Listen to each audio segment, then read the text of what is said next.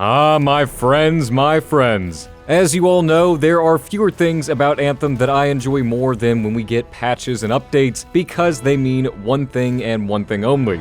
Okay, usually several things such as bug fixes and improvements and so on and so forth, but it also means the data teaming guys over at Anthem Archive, especially Javano, are on the case to data mine all sorts of things for us, including new armor, decals, vinyls, you name it, all the cosmetic stuff, but also they have managed to data mine some very important file information about the Cataclysms. Now, originally I had planned on breaking this video into two videos, one dealing with the cosmetics and one dealing with the Cataclysms, but I really don't have any time to do that today, so what I'm going to do is lump it all together in one big video.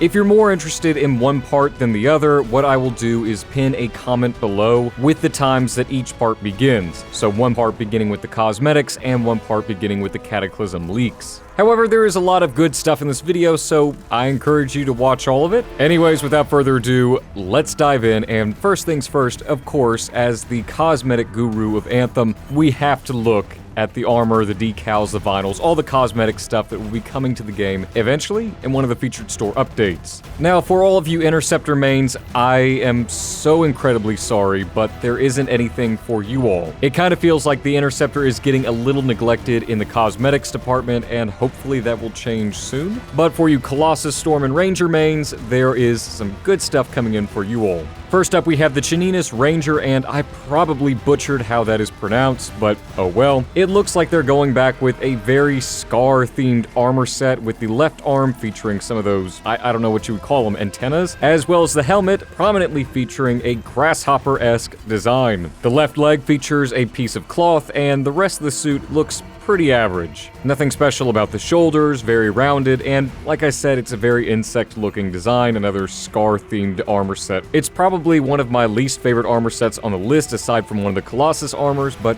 hey, it looks alright. Next up, we have possibly one of the first ever Colossus armor sets that I truly enjoy all the way through. Aside from the Legion of Dawn version, of course, it is called the Excavator Colossus. It reminds me less of an excavator and more of a samurai ninja thing. He's heavily padded, as always with the Colossus, and I'm really digging the bunny ears on his torso. The visor has a pretty neat design. Now, while it does appear to be a pretty simplistic looking Colossus, I think it's pretty top-notch. We're going to continue on with the Colossus, and we are going to the Powerhouse Colossus armor set. This armor set looks a little bit more worthy of that Excavator armor set title, or maybe more of a bulldozer design, and I'm kind of wondering how players are going to design this guy. He has a huge shield on his torso, and I guess that makes him all the better as a battering ram?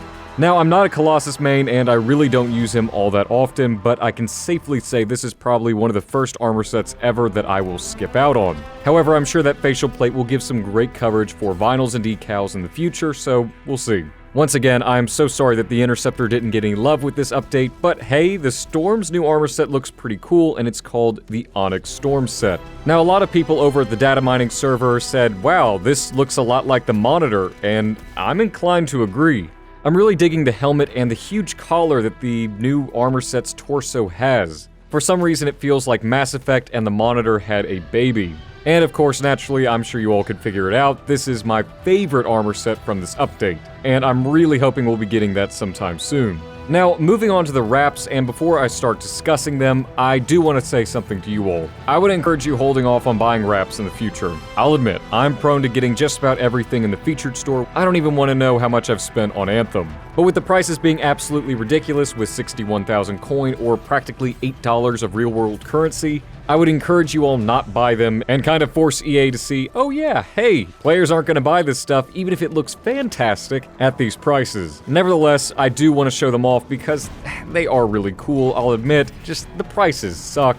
I'm not going to go into great detail with each one. I really want to save you all some time because I know this video is going to run a little long, so I'm probably just going to pop a couple on screen as I mention them. First up, we have the Protector, followed by Zurion, the Doom decal, the Commander, High Intensity, Northern Glory, Shooting Star, Speed Streak, Griff, and Team Player. These are all the wraps that were data mined, and once again, I know, they look great, and some of them I would be really tempted to purchase, but I'm going to hold off until the prices go down. The prices of wraps are ridiculous, period. And for the first time in a long time, we have new materials, and I'm just going to save us some time and go through them really quickly. We have the fabric maple leaf, leather skin gator, leather skin snake, Damascus swirls, glitter stars, and lastly, shiny metallic. Now, those were all the cosmetics that were data mined, and be sure to let me know in the comment section below which ones you think are the best, especially the armor sets, which were kind of a hit and miss with this one, and be sure to let me know your thoughts on wraps. Now, moving on to the real meat and potatoes of all of this, we have leaks on the Cataclysms. Now, once again, I cannot credit Javano and Anthem Archive enough for this information. Once again, the link to their website will be in the description below. Now, what they've managed to find about the Cataclysms is really cool, really cryptic, and I wonder how everything's going to play out because I honestly have no earthly idea. The first thing that was data mined was something called the Varavara boss, and it looks like these are his attacks, or her attacks, or its attacks. It seems to be able to wield all 4 of Anthem's elements: acid, electric, fire, and ice. Amongst these really cool sounding abilities like ground pound and laser beam, it does have your stereotypical summon troopers and teleport and so on and so forth, weak point destroyer. As of the time of making this video, the creature or boss or whatever you want to call this thing, Varavara, hasn't been data mined, so I have no earthly clue what it looks like or how it's going to even be able to use all 4 of the elements. Either way, it sounds like an incredibly badass boss. Now, possibly the most interesting thing that was data mined was the constant use of crystals inside of the Cataclysm. There are a lot of entries with things called Nexus crystals, specifically a whole list of new world events, and more times than not, this crystal harvest thing has managed to pop up. And it looks like there's going to be a lot of world events going on with the Cataclysms, specifically at the Great Falls, the Silent Path, Shadow Mark,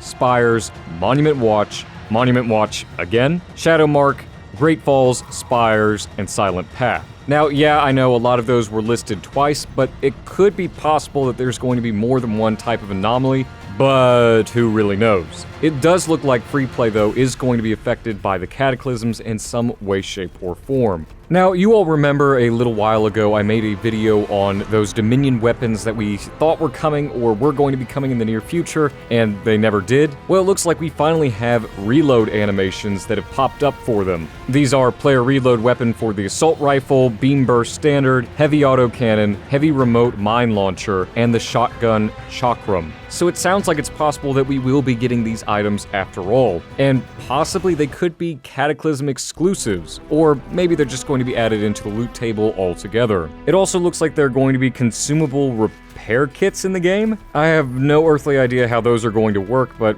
hey, cool. Oh, now it does look like we're going to be getting at least one new enemy, and you guys remember earlier when I said the crystal thing was really cool and possibly the coolest thing from this? Well, there were a few things that were data mined specifically about a crystal Ursix. Has the Cataclysm spawned some sort of crystals that are infecting the world, or is it just birthing crystal versions of creatures? Crystal Grabbits, Crystal Ursix, Crystal Wyverns? What the hell could be going on with this Cataclysm? So it sounds like this Cataclysm is going to break down into a lot of different things. You've got crystal creatures, you've got some sort of monster boss thing that can use all 4 of the elements, anomalies that are happening all over free play, and I'm willing to bet there are going to be some sort of missions attached to this as well. So maybe that's the new lore or story content that they were teasing on Twitter a little while ago. Either way, it sounds like BioWare has something really cool in store for us with the Cataclysms, but all this is kind of going to be for naught if we don't have better rewards, or we're not properly rewarded for our time, and the roles, inscriptions, and so on and so forth aren't better.